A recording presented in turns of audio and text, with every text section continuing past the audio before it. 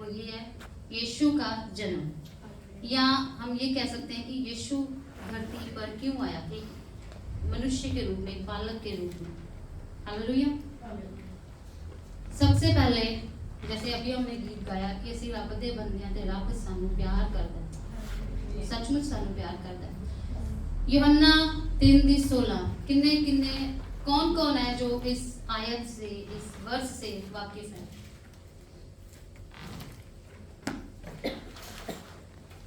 धन्यवाद खुदा का।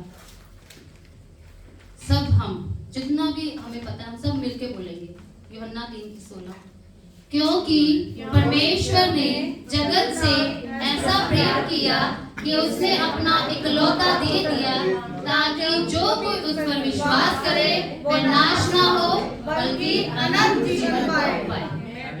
आमीन। खुदा ने हमसे प्यार किया कब? जब हम पापी थे। हालेलुया। जब हम पापी थे, पाप में थे, खुदा ने नहीं देखा कि ये पाप कर रहा है, ये पापी है, उसने हमसे प्यार किया, उसने अपना इकलौता दे दिया हमारे गुनाहों के लिए। हालेलुया। और ये पाप कहाँ से आया? कहाँ से आया पाप? हालेलुया जी, आदम और हवा से, शैतान से नहीं, आदम और हवा। हम खुद ही, हम देख चुके हैं कि हम, हमारे अंदर खुद ही कमियां होती हैं ना, शैतान को मौका हम देते हैं। आदम और हवा के जरिए उनकी अनाज्ञाकारी जो उन्होंने की खुदा के खिलाफ, उसकी वजह से पाप आया। तो जब पाप आया तो खुदा ने हमसे प्रेम किया, वो नहीं चाहता था कि हम नाश हों, खुदा ने अपना इकलौता दे दिया। क्रिसमस, मैंने बहुत सर्च किया, मैंने कहा देखो क्रिसमस का क्या मतलब होता है, नहीं मिला। क्रिसमस सिर्फ बड़ा दिन, अगर हम क्राइस्ट और मस मतलब अलग अलग कर देते हैं तो क्राइस्ट का मतलब होता है मसीह, और मास का मतलब कि बहुत आयत के ऐसे कुछ, अब मुझे ठीक से याद नहीं है, ऐसे कुछ उन्होंने दिखाया।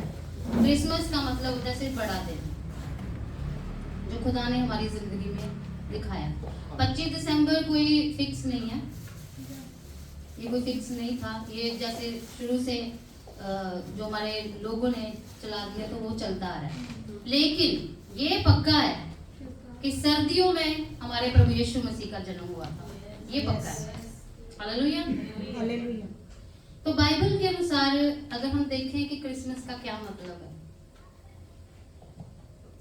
बाइबल के अनुसार क्रिसमस खुदा के पुत्र के जन्म के बारे में, जिसका नाम यीशु है, ये हमें बताता है, ये त्योहार, ये दिन हमें ये बताता है कि कैसे उस खुदा ने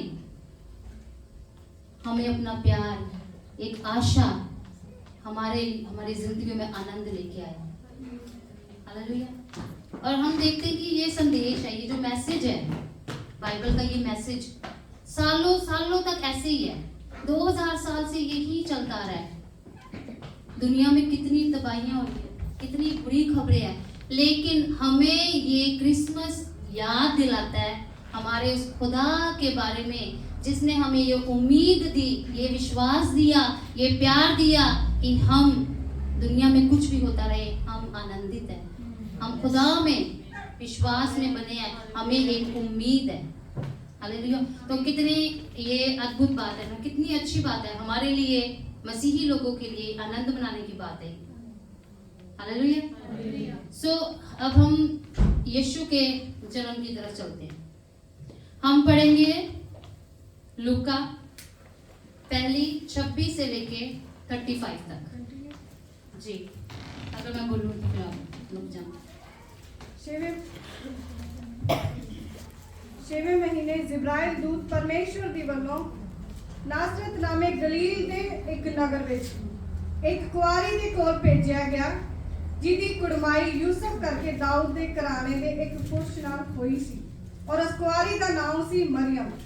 आते उसने उसदे कोल अंदर आन के कहा, वधाइयों जिहदे उत्ते कृपा हुई, प्रभु तेरे नाल है। पर वो इस वचन तो बहुत घबराई और सोचन लगी जो एक किहो जी वधाई है।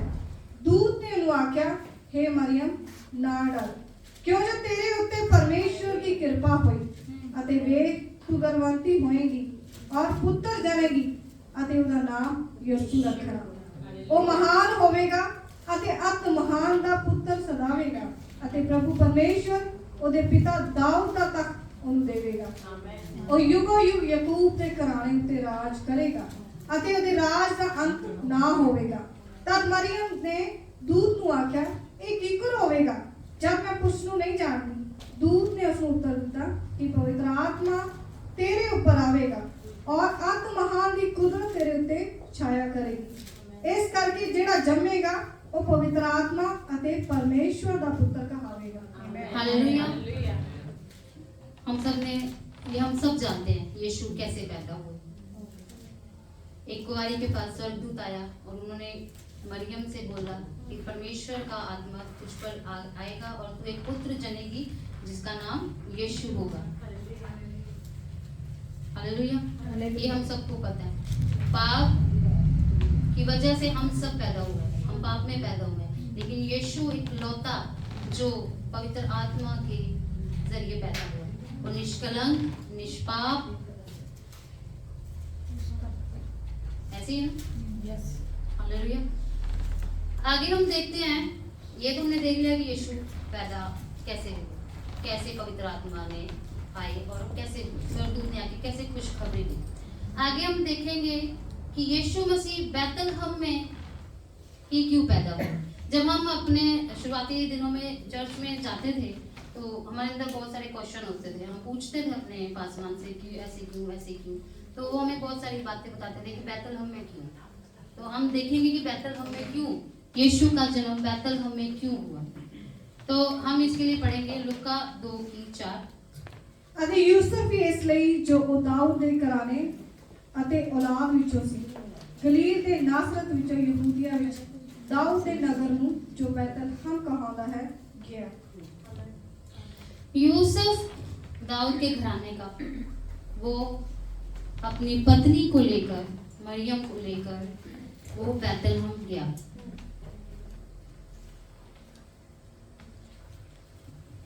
जब मैंने ये वचन कर रही थी तो मुझे क्योंकि सिर्फ इतना तो हम नहीं बोल सकते कि बैतलहम में पैदा हुआ, हमें इसका कारण भी पता होना चाहिए कि बैतलहम में क्यों पैदा हुआ।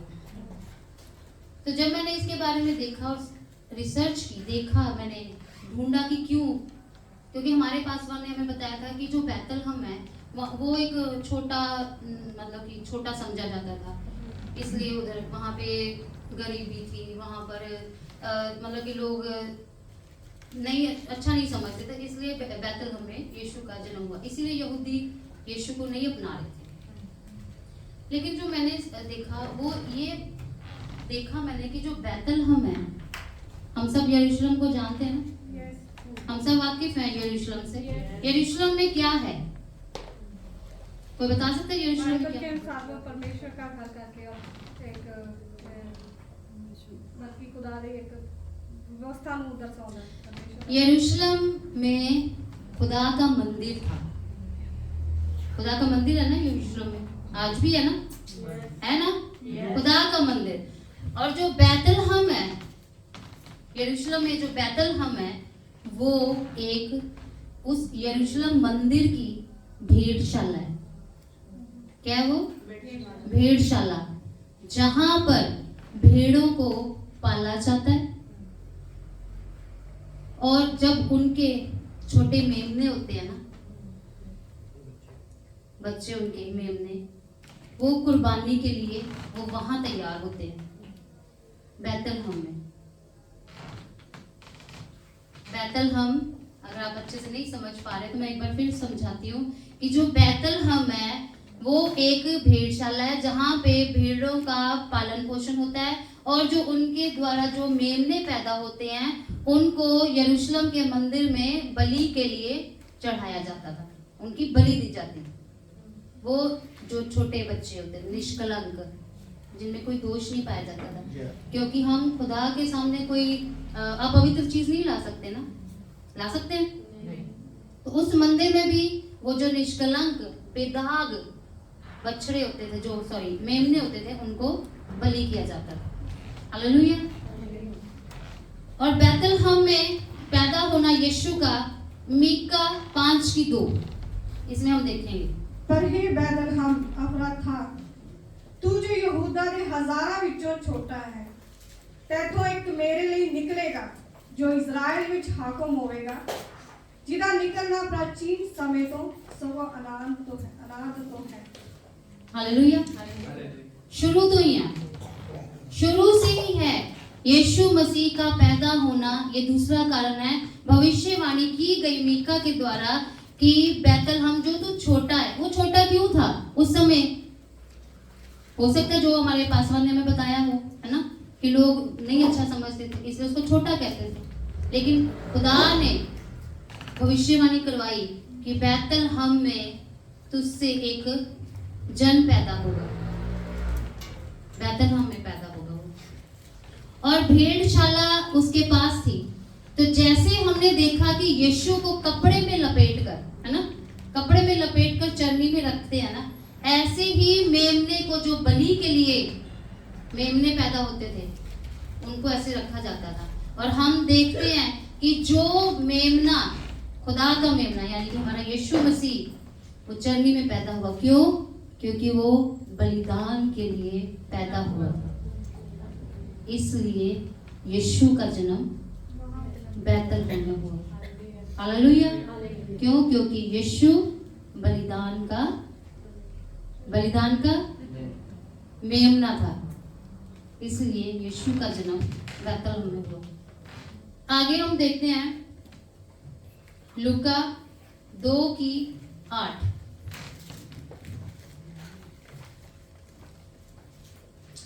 उस देश ਵਿੱਚ ਅਯਾਲੀ ਸਨ ਜੋ ਰੜ ਵਿੱਚ ਰਹਿੰਦੇ ਅਤੇ ਰਾਤ ਨੂੰ ਆਪਣੇ ਇੱਜੜ ਦੀ ਰਾਖੀ ਕਰਦੇ ਸਨ। ਹਾਂਜੀ ਆਗੇ। ਪ੍ਰਭੂ ਦਾ ਇੱਕ ਦੂਤ ਉਹਨਾਂ ਦੇ ਕੋਲ ਆ ਖਲੋਤਾ ਅਤੇ ਪ੍ਰਭੂ ਦਾ ਤੇਜ ਉਹਨਾਂ ਦੇ ਚੁਫੇਰੇ ਚਮਕਿਆ ਅਤੇ ਉਹ ਬਹੁਤ ਹੀ ਡਰ ਗਏ। ਤਾਂ ਦੂਤ ਨੇ ਉਹਨਾਂ ਨੂੰ ਆਖਿਆ, ਨਾ ਡਰੋ, ਕਿਉਂਕਿ ਵੇਖੋ ਮੈਂ ਤੁਹਾਨੂੰ ਵੱਡੀ ਖੁਸ਼ੀ ਦੀ ਖਬਰ ਸੁਣਾਉਂਦਾ ਹਾਂ ਜੋ ਸਾਰੀ ਪ੍ਰਜਾ ਦੇ ਲਈ ਹੋਵੇਗੀ। ਪਰ ਦਾਊਦ ਦੇ ਨਗਰ ਵਿੱਚ ਅੱਜ ਤੁਹਾਡੇ ਲਈ ਇੱਕ ਮੁਕਤੀਦਾਤਾ ਪੈਦਾ ਹੋਇਆ ਜਿਹੜਾ ਮਸੀਹ ਪ੍ਰਭੂ ਹੈ। हालेलुया। दाऊद ਦੇ ਨਗਰ ਬੈਤਲਹਮ 'ਚ ਇੱਕ ਮੁਕਤੀਦਾਤਾ ਪੈਦਾ ਹੋਇਆ। ਇੱਥੇ ਅਸੀਂ ਇੱਕ ਹੋਰ ਦੇਖਦੇ ਹਾਂ ਕਿ ਗਡਰੀਏ ਭੇਡਾਂ ਚਾਰਨ ਵਾਲੇ ਉਹ ਆਸ-ਪਾਸ ਹੀ ਸੀਗੇ। ਜੇ बैतलहम ਉਹ ਭੇਡਸ਼ਾਲਾ ਆ ਜਿੱਥੇ ਭੇਡਾਂ ਪਾਲੀਆਂ ਜਾਂਦੀਆਂ ਨੇ, पाली जाती हैं, वो वहां पर ही थे। तभी तो स्वर्गदूत उनके पास आया, गडरियों के पास आया। ये भी एक चिन्ह है कि वो जो भविष्यवाणी मीका के द्वारा की गई और जो मैं यहाँ पर बोल रही हूँ ये सही साबित होता है कि गडरिये वहां थे। ये साबित करता है। स्वर्गदूत उनके पास आया और उनको क्या दी? बड़ी खुशखबरी दी। दीदी 11 वर्ष पढ़ेंगे प्लीज, इसी के लूका की 2:11। लूका 2:11। ਭਈ ਦਾਊਦ ਦੇ ਨਗਰ ਵਿੱਚ ਅੱਜ ਤੁਹਾਡੇ ਲਈ ਇੱਕ ਮੁਕਤੀਦਾਤਾ ਪੈਦਾ ਹੋਇਆ ਜਿਹੜਾ ਮਸੀਹ ਪ੍ਰਭੂ ਹੈ। इस वक्त ਅਤੇ ਤੁਹਾਡੇ ਲਈ ਇਹ ਪਤਾ ਹੈ ਕਿ ਤੁਸੀਂ ਇੱਕ ਬਾਲਕ ਨੂੰ ਕੱਪੜੇ ਵਿੱਚ ਲਪੇਟਿਆ ਅਤੇ ਖੁਰਲੀ ਵਿੱਚ ਪਿਆ ਹੋਇਆ ਵੇਖੋਗੇ। आगे ਤਾਂ ਇੱਕਦਮ ਸਵਰਗ ਦੀ ਫੌਜ ਦਾ ਇੱਕ ਜਥਾ ਉਸ ਦੂਤ ਦੇ ਨਾਲ ਹੋ ਕੇ ਪਰਮੇਸ਼ਵਰ ਦੀ ਉਸਤਤ ਕਰਦਾ ਹੋਇਆ ਇਹ ਕਹਿੰਦਾ ਸੀ, ਪਰਮ ਧਾਮ ਵਿੱਚ ਪਰਮੇਸ਼ਵਰ ਦੀ ਵਡਿਆਈ ਅਤੇ ਧਰਤੀ ਉੱਤੇ ਸ਼ਾਂਤੀ ਉਹਨਾਂ ਲੋਕਾਂ ਵਿੱਚ ਜਿਨ੍ਹਾਂ ਨਾਲ ਉਹ ਪ੍ਰਸੰਨ ਹੈ। 15 तक पढ़ दो। ਤਾਂ ਇਹ ਹੋਇਆ ਕਿ ਜਦ ਦੂਤ ਉਹਨਾਂ ਦੇ ਕੋਲੋਂ ਆਕਾਸ਼ ਉੱਤੇ ਚਲੇ ਗਏ ਤਦ ਅਯਾਲੀਆਂ ਨੇ ਆਪਸ ਵਿੱਚ ਆਖਿਆ, ਆਓ ਹੁਣ ਬੈਤਲਹਮ ਤੀਕਰ ਚੱਲੀਏ ਅਤੇ ਇਸ ਗੱਲ ਨੂੰ ਜੋ ਹੋਈ ਹੈ ਵੇਖੀਏ ਜਿਹਦੀ ਪ੍ਰਭੂ ਨੇ ਸਾਨੂੰ ਖਬਰ ਦਿੱਤੀ ਹੈ। ਹਾਲੇਲੂਇਆ। ਇੱਕ ਹੋਰ ਇੱਥੇ ਗੱਲ ਦੇਖਣ ਨੂੰ ਮਿਲਦੀ ਹੈ ਕਿ ਸਵਰਗਦੂਤ ਉਹਨਾਂ ਦੇ ਕੋਲ ਆਏ, ਅਯਾਲੀਆਂ ਦੇ ਕੋਲ। ਉਹ ਆਪਣੇ ਇੱਜੜ ਨੂੰ ਦੇਖ ਰਹੇ ਸੀ, ਆਪਣੇ ਪੇਟਾਂ ਵੱਲ ਦੇਖ ਰਹੇ ਸੀਗੇ। ਉਹ ਅਯਾਲੀ ਸਵਰਗਦੂਤ ਉਹਨਾਂ ਦੇ ਕੋਲ ਆਇਆ ਤੇ ਉਹਨਾਂ ਨੇ ਉਹਨਾਂ ਨੂੰ ਖੁਸ਼ਖਬਰੀ ਦਿੱਤੀ। स्वर्गदूत ने उनको खुशखबरी दी कि ऐसे ऐसे करके एक बच्चा, तुम उसे कपड़े में लपेटा हुआ देखोगे। फिर स्वर्गदूत उनसे चले गए। तो एंड में हम देख रहे थे, दोबारा से पढ़ना जो 15 में आता है जहाँ पे वो गडरी आपस में बात कर रहे हैं।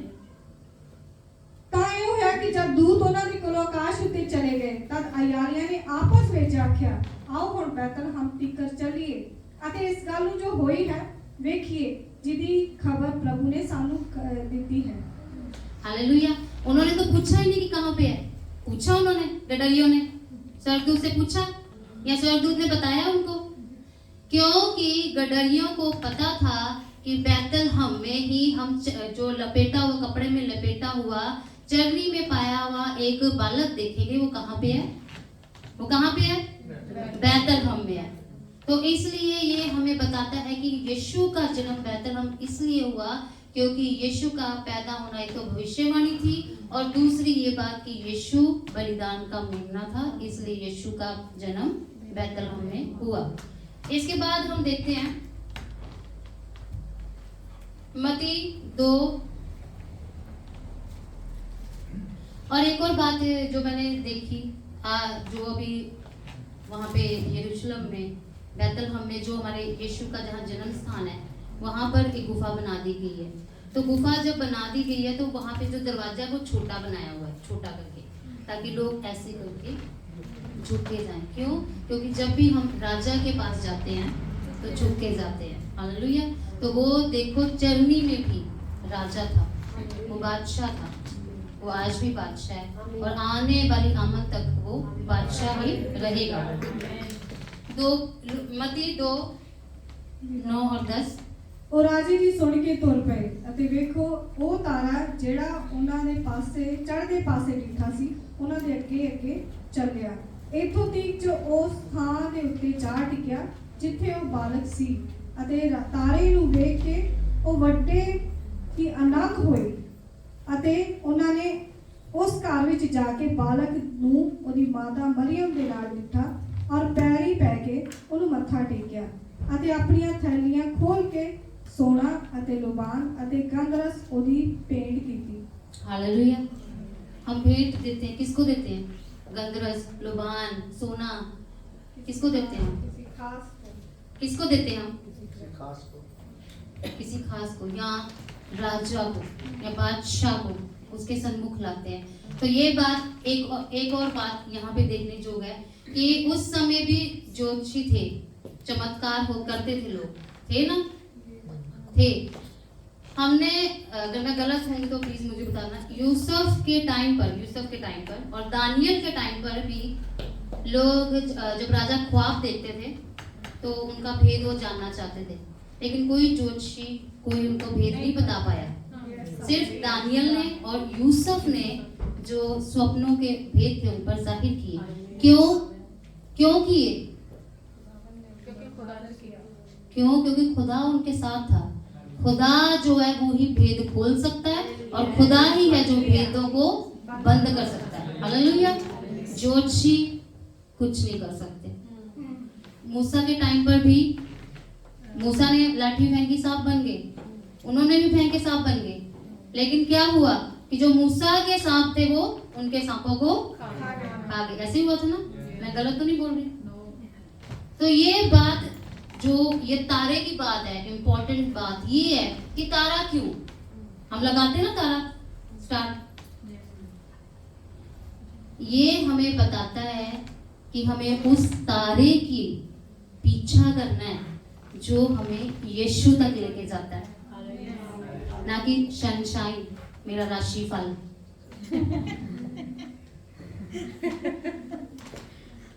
ज्योतिषी मेरा हाथ देख लिया, मेरे देख लीजिए हाथ, नहीं, वो तारे का पीछा करना है जो हमारे उद्धारकर्ता प्रभु यीशु मसीह तक हमें पहुंचाता है। कोई ज्योतिषी हमारे लिए कुछ नहीं कर पाएगा, कोई चमत्कार हमारी जिंदगी नहीं बदल देगा। मूसा के समय वो सांपों का जो टाइम था वो थोड़ा था, मिलेगा सब कुछ चमत्कारों से, ज्योतिषी बोल देंगे ऐसे ऐसे कर लो, मिल जाएगा, लेकिन वो सदा के लिए नहीं रहेगा।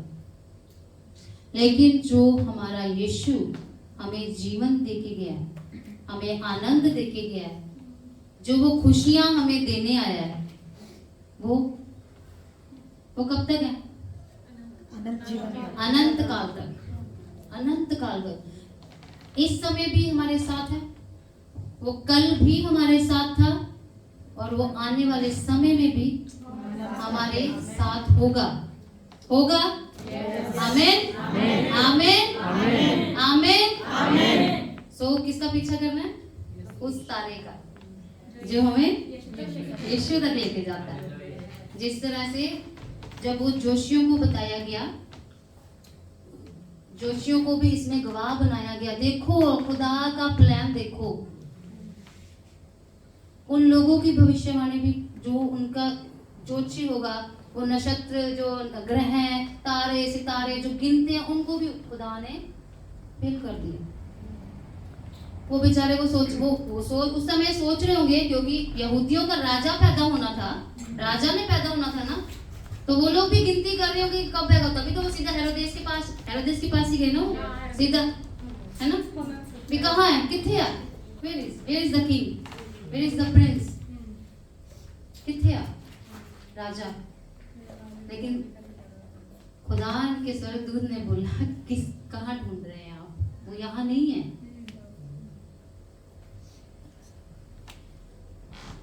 आगे हम देखेंगे, ये तो था खुदा के पैदा होने का सफर, हम सब ने तय किया। अच्छा लगा? Thank you. खुदा आप सबको बरकत दे। तो अब हम देखेंगे खुदा का मकसद क्या था, यीशु का इस धरती पर आने का मकसद क्या था। पहला तीमुथियुस 1:15।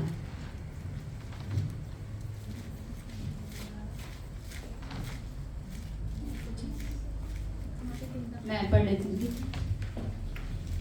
ये वचन पक्का है और पूरी तरह मानने योग्य है कि मसीह यीशु पापियों को बचाने के लिए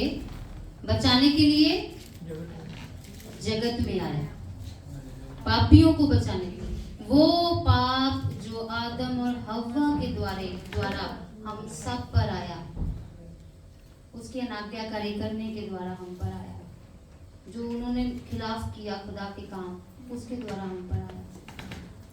और खुदावंद ने हमसे प्यार किया कि उसने अपना इकलौता दिया और इस जगत में आया, ताकि वो हम सबको उस पाप से मुक्त कर सके, जिस पाप के कारण हम श्रापित हुए, ये धरती श्रापित हुई, यहाँ का कण कण श्रापित हुआ।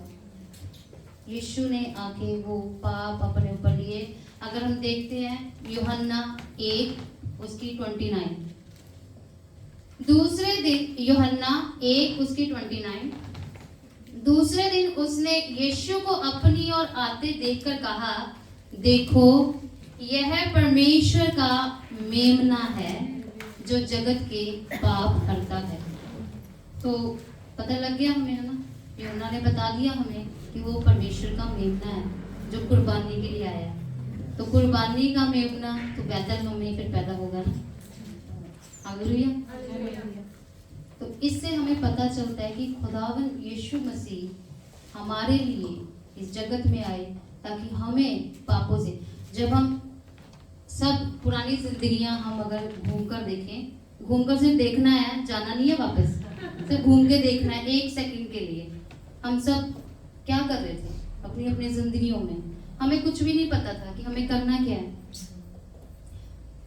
देखो हम इंसान हैं, ठीक है, इंसानों से गलतियां होती हैं, गुनाह होते हैं, पाप भी होते हैं, लेकिन जो हमारा प्रभु यीशु मसीह है वो हमें मौका देता है। इस हर साल हमें मौका देता है, वो वचन के अनुसार कि जब वो आता है, मालिक आता है ना, बाग का मालिक, तो वो उसे कहता है ना भी मेरे को एक और साल दे दे ताकि मैं इसे अच्छे से करूं। तो खुदा हमें मौका देता है।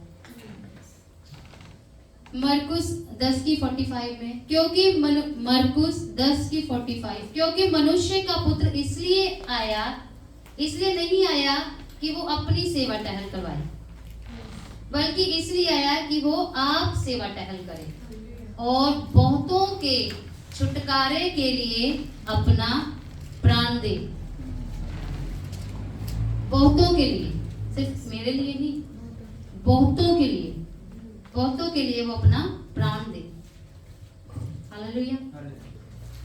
तो खुदावंद ने हम सब से इतना प्यार किया कि उसने हम सब के लिए अपने आप को कुर्बान किया। कुर्बानी के बारे में हम फिर देखेंगे, लेकिन अभी सिर्फ हम उसके मकसद को देख रहे हैं, खुदा के उसके आने का मकसद क्या है। वो हम सब के पापों के लिए। अगर कोई आपसे पूछ ले ना भाई तुम यीशु यीशु करते रहते हो, यीशु भविष्यवाणी हुई थी कि वो मसीह कहलाएगा, इसलिए हम लोग मसीही कहलाते हैं। हमारा खुदा यीशु एक निजात दहिंदा है, वो हमें निजात दिलवाने आया है, वो कोई धर्म बनाने नहीं आया था। ये तो हम लोग थे जिन्होंने धर्म बना दिया। खुदा हमारा धर्म नहीं परिवर्तित करता, वो हमें बदल देता है। वो हमारे अंदर के पापी जो इंसान है ना, जो अंदर घुसा बैठा है ना, उसको खींच के बाहर निकाल के वो फेंक देता है। वो फेंक देता है, वो बाहर निकाल, जैसे शैतान को स्वर्ग से पटका, ऐसे खुदा इसलिए आया, उसका ये मकसद था। और वो खुद अपनी सेवा कराने नहीं आया, वो इसलिए वो छोटी सी चरनी में पैदा हुआ, और वो इसलिए पैदा हुआ। और हम देखते हैं कि वो भेड़ चरवाहे के बारे में पढ़ते हैं ना, वो अच्छा चरवाहा क्यों बन पाया? क्यों? क्योंकि वो पहले एक अच्छी भेड़ था। हालेलुया। उसने महसूस किया कि एक भेड़ को क्या चाहिए होता है, इसलिए वो एक अच्छा चरवाहा बन पाया। हालेलुया। और यहूदी आज भी उस पर इल्जाम लगाते हैं कि वो क्या करता है, वो क्या करने आया था, वो तो ऐसे बोलता है, वो तो वैसे बोलता है। हम देखेंगे मत्ती 5, दीदी आप पढ़ना प्लीज, 5:17।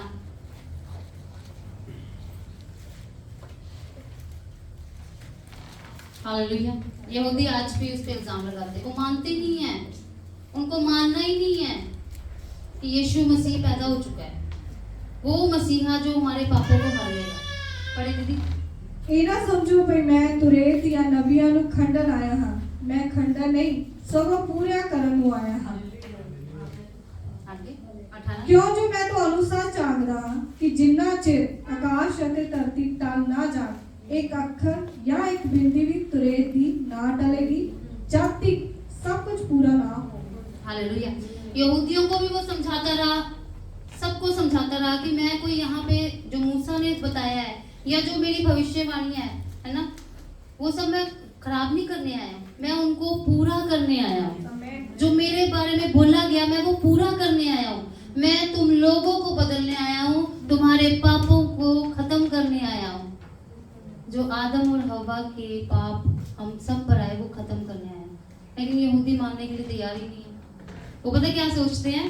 वो सोचते हैं कि कोई और बेहतर हम है, जिसमें यीशु मतलब कि हमारा मसीह, यीशु तो नहीं कहते, वो मसीह कहीं और पैदा होगा। वो आज भी इस बात को सोचते हैं, लेकिन उनके अंदर इतनी हिम्मत नहीं है कि वो किताब उठाकर जो मूसा ने दी है या मीका, यशाया या साम में जो कहीं भी पुरानी जो किताबें हैं जो भविष्यवाणी है उनको उठा के देख लें।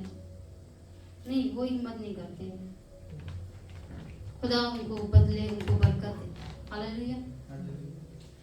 तो अब हम देखेंगे कि जो मैंने महसूस किया कि जो क्रिसमस है वो हमारी आत्मा के लिए कैसे लाभदायक है।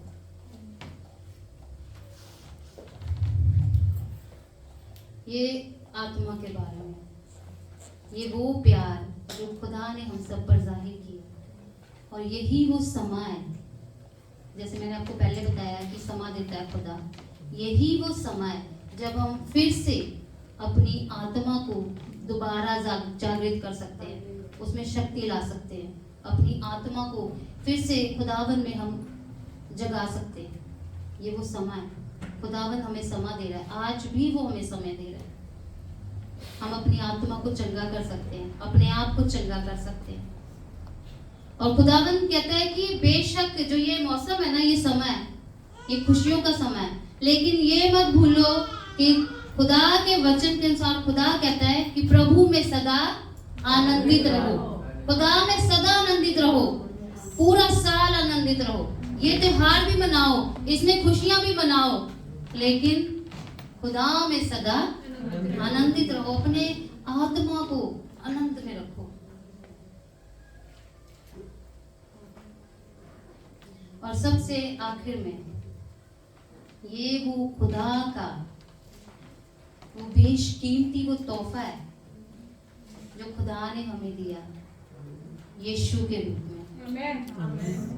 हालेलुया, जिसका जन्म हम सब के लिए हुआ, और वो खुदा का बेटा यीशु। Hallelujah, hallelujah,